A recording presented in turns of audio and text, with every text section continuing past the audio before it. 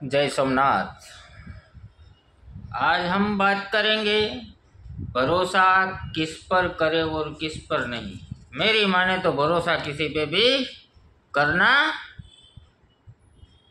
नहीं चाहिए, लेकिन किस पे करें किस पे ना करें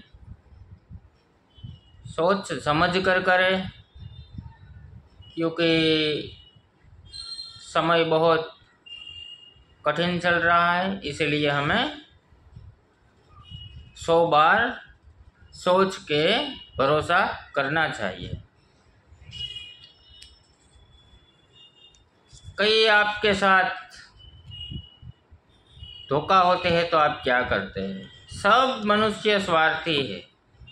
जितनी जब ज़रूरत होगी तब तक आपका इस्तेमाल करेंगे, आपको बुलाएंगे, फिर आप कौन है कुछ भी नहीं। तेल खत्म खेल खत्म। जब तेल खत्म हो जाएगा तो खेल खत्म हो जाएगा। देवियों तथा सज्जनों, दुश्मन को खत्म करना है तो क्या करें? दुश्मन को खत्म करने के लिए क्या करें? दुश्मन को खत्म ना करे। मैं तो ये कहता हूँ, अपनी जो दुश्मनी है उसे ही खत्म कर दो। दुश्मन को नहीं खत्म करना चाहिए, दुश्मनी को खत्म करना चाहिए। सबको प्यार से रहना चाहिए। अब जब किसी ने आपको धोखा दिया या आपके साथ कुछ भी ऐसा किया जिससे आप परेशान होते हैं, आवेश में आ जाते हैं, तो आपके अंदर क्रोध पैदा होता है। क्रोध करने से क्या होता है पता है आपको? पहले तो आप जो क्रोध करते हैं, तो क्रोध करने में आपको दूसरे पर जब आप क्रोध करते हो तो पहले तो हमारे मन में ही क्रोध उत्पन्न होता है, फिर आँख में उत्पन्न होता है, ज़्यादा बढ़े तो नाक में उत्पन्न होता है, जुबान पे उत्पन्न होता है, कान में उत्पन्न होता है, हाथों पे उत्पन्न होता है, फिर सारी बॉडी में उत्पन्न होता है, फिर कंपन होता है। तो इनका मतलब यही हुआ कि आप क्रोध करते हैं तो पहले तो हमारे अंदर क्रोध उत्पन्न हुआ तो हम ही भस्म हो गए। पहले तो हमें जलना पड़ता है दूसरे पर क्रोध करने से। हमारी बॉडी जलती है, हमारा तन जलता है, हमारा मन जलता है। तो क्रोध की कोई आवश्यकता ही नहीं, तब आपको क्रोध नहीं करना चाहिए। जब किसी पे अन्याय हो रहा है तब आपको क्रोध आना ही चाहिए। तब आप क्रोध नहीं करेंगे तो ये अन्याय होगा।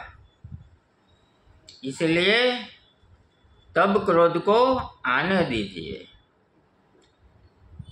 जब आप कोई न्याय हो रहा है, आपने अगर झूठ का साथ दिया तब आपको क्रोध आ रहा है, तो ये आपका क्रोध पाप नहीं महापाप है। इसलिए आपको कब क्रोध करना है और कब नहीं करना है। कई लोग छोटी छोटी बातों में भी क्रोध में आ जाते हैं। छोटी छोटी बातों में क्रोध में नहीं आना चाहिए, यही तो हमारी गलती है। आप जब मुसीबत में हो तब आप देख लेना, आपको सबसे ज़्यादा जिस पर विश्वास है वही लोग आपके साथ खड़े नहीं होंगे।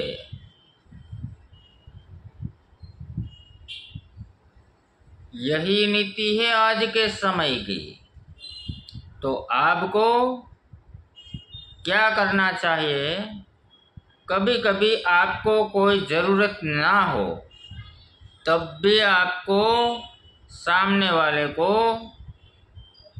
थोड़ा सा टेंशन देना है, ताकि आपको भी पता चले कि वो आपके लिए क्या कर सकता है, ताकि सही समय आए उससे पहले आपको समझ में आ जाएगा।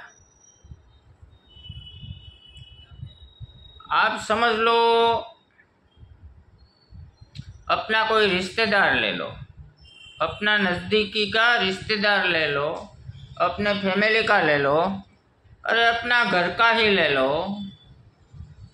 फिर आपको पता चलेगा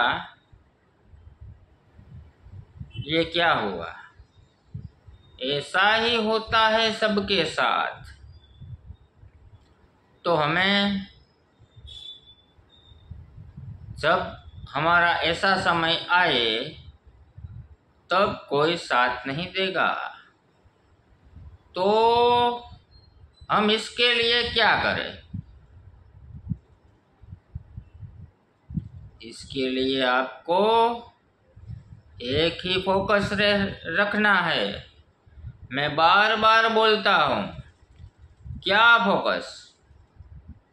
पैसा।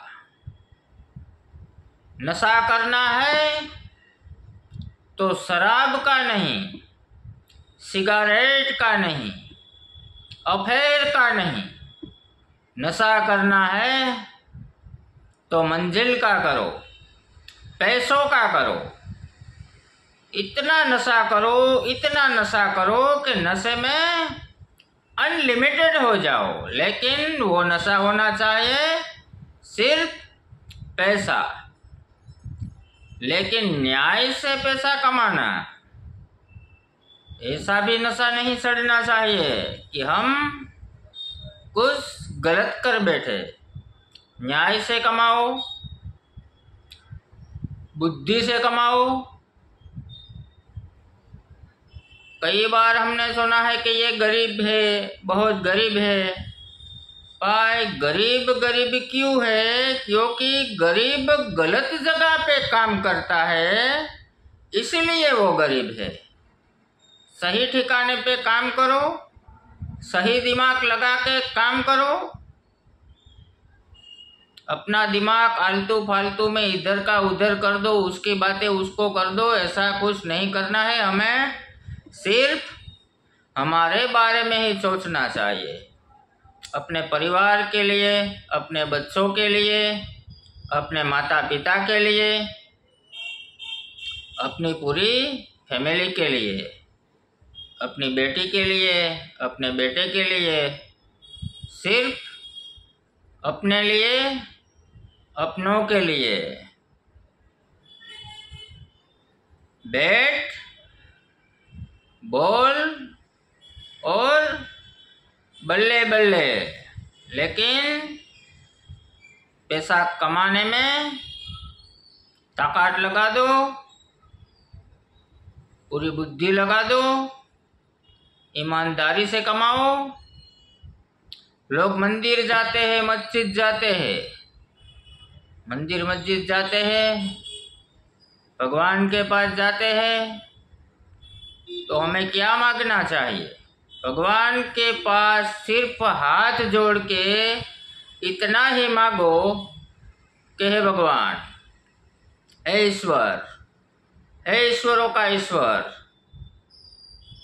हमें सिर्फ सत्य बुद्धि दे, और कुछ नहीं मांगना चाहिए। आप रोज भगवान के पास जाते हैं, तो क्या भगवान को पता नहीं है आप कौन सी स्थिति में चल रहे हैं? इसीलिए तो आप वहां तक जा सकते हैं, उनको पता है। लेकिन भगवान जितनी जिनकी औकात उतना ही उनको देता है। लेकिन कई लोग ऐसे भी होते हैं, इनके पास सिर्फ 2-3 लाख हाथ में आ जाते हैं तो वो दिन में मर्डर कर देते हैं। इसीलिए भगवान सबको सबकी हैसियत से देता है, कर्म से देता है, क्योंकि सब कर्म के अधीन है। कर्म तेरे अच्छे है तो किस्मत तेरी दासी है, कर्म तेरे अच्छे है तो किस्मत तेरी दासी है, नीयत तेरी अच्छी है तो घर में मथुरा काशी है। कहीं जाने की जरूरत नहीं है। हमारा कर्म अच्छा होगा तो किस्मत हमारी दासी बन जाएगी। अगर हमारी नीयत साफ होगी तो घर में मथुरा काशी आ जाएंगे। हमें वहाँ इतने दूर तक जाने की जरूरत नहीं है, सब यहाँ आ जाता। हमारे में वो ताकत आनी होनी चाहिए कि आपके अंदर अगर ताकत हो तो आपको कहीं भटकने की जरूरत नहीं है। जहाँ आप हैं वहाँ भगवान आ जाएंगे। मैं आपको एक दृष्टांत बताता हूँ। एक मनुष्य था, बहुत मजा आएगा। एक मनुष्य था जो क्या होता है, जब जब इंसान की उम्र बढ़ती है तब तब उनकी बुद्धि बढ़ती है। क्यों? क्योंकि उनको अनुभव होता है। 90% स्कूल में, कॉलेज में सीखना नहीं मिलता, इतना आपको समाज सिखा देते हैं अनुभव करा के। सही बात है ना? इसलिए एक इंसान था जो अपनी युवा अवस्था तक पढ़ाई की, सब काम किए, कुछ व्यापार किए। पढ़ाई खत्म हो गई, नौकरी ना मिली तो उसने व्यापार चालू कर दिया। जब उसने व्यापार चालू किया तो क्योंकि इतनी उम्र उनकी ज़्यादा नहीं थी तो उसने क्या किया, थोड़ा गलत किया, बेईमानी की। कोई उधार ले जाता था, 50 का हुआ तो 55 लिख देते थे। ये बहुत बरसों पुरानी बात है, लेकिन ये कोई कहानी नहीं है, ये सत्य हकीकत है। और मैं जो कहता हूँ वो मैं अभिमान नहीं करता, लेकिन जो आपको किसी ना किसी की YouTube में से चैनल पे कॉपी मिलती है, ये कोई उसमें कॉपी नहीं है, सिर्फ अपना विचार रखता हूँ। लेकिन जो सही लगता है वो मैं आपको कहता हूँ। तो वो मनुष्य था, वो तो ज़्यादा लंबा हो जाएगा, छोड़ो वो, फिर हम कभी बात उनके बारे में स्पेशल वीडियो बनाएंगे। हम अभी जो उस व्यापारी की बात कर रहे हैं, वो मनुष्य था, उसने व्यापार चालू किया। तो व्यापार में क्या हुआ, वो ऐसा करता था, उधार ले जाता था, उनका 5 रुपया बढ़ा देता था।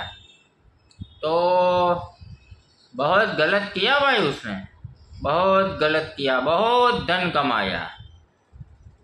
जब उसकी उम्र 50 के ऊपर चली गई तब थोड़ा बीमार हुआ, तब दान पुण्य करने लगा। तब वो उस मोड़ पे आ गया था कि वो उसको लगने लगा कि हम अब मृत्यु के नज़दीक आ गए, इसलिए है ईश्वर मैं भी कुछ दान पुण्य कर लूँ ताकि हमें कोई वहाँ कष्ट ना मिले। तो उसने फिर दान पुण्य किया, जितना पाप किया था उतना उन्हें दान पुण्य भी कर दिया। अब वो व्यापारी मर गया, उनकी मृत्यु हो गई। तो व्यापारी यमराज उनको ले गए भगवान के पास।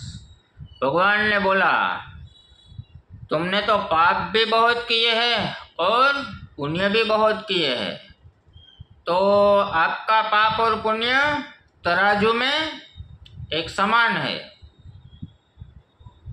तो आपको हम यहाँ से ऐसा कहेंगे कि आप स्वर्ग में रहना चाहते हैं या नरक में रहना चाहते हैं, क्योंकि आपका पाप पुण्य दोनों समान है। इसीलिए चॉइस आपकी, आप चाहे तो स्वर्ग में भी रह सकते हैं और नरक में भी रह सकते हैं। उस मनुष्य ने क्या कहा, क्या कहा होगा आप बताओ। इस मनुष्य ने भगवान को कहा, हे भगवान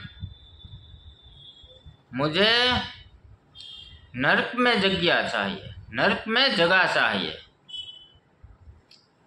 भगवान ने बोला तुम तो गजब इंसान हो, कोई चाहता है कि उनको यहाँ से 60 मील और स्वर्ग में कहा, और तुम तो एक ऐसे आदमी हो जो नरक में पसंद करते हो।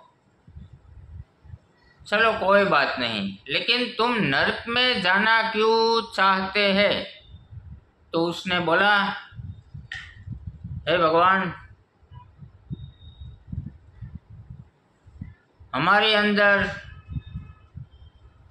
ये खासियत है कि मैं नरक में जाके वहाँ स्वर्ग खड़ा कर दूंगा। भगवान तो खुश हो गए, और वही इंसान ने, वही व्यापारी ने, वही मनुष्य ने नरक में जाके वहाँ ऐसा कर्म किया कि वहाँ स्वर्ग मिल गया। भाई स्वर्ग नरक वहाँ भी है, और मैं तो कहता हूँ मुझे तो यहाँ दिखाई देता है। जो आप अच्छा कर्म करते हैं, किसी की मदद करते हैं, किसी की हेल्प करते हैं, तो हमें ऊर्जा मिलती है, हमारे अंदर एक मनोबल बढ़ता है और आनंद मिलता है। आप किसी की मदद करके देखो। मैं नहीं कहता जो अपनी अपनी स्थिति के अनुसार सबकी मदद करनी चाहिए। अगर आपके पास नहीं है तो आप किसी की मदद ना करें, क्योंकि आप किसी की मदद कर दी और आपके पास ही नहीं है, आप भूखे रह जाएंगे। इसलिए हमें पहले हमारे ही बारे में सोचना चाहिए, अपने लिए पहले अपना, दूसरा अपना परिवार का, पहले अपना क्यों? जब भाई आप ही एक इंसान है जो सारे परिवार के लिए आप कमा सकते हैं, अगर आप ही बीमार हो गए तो आपका परिवार भूखा मर जाएगा। इसलिए पहले अपनी सोचो, उसके बाद परिवार की। दोस्तों वीडियो बहुत लंबा हो जाएगा, इसलिए आपको वीडियो कैसा लगा नेक्स्ट वीडियो में बात करेंगे। आपको अगर अच्छा लगा लाइक शेयर सब्सक्राइब करें। जय सोमनाथ, जय महाकाल, जय गिरनारी। धन्यवाद।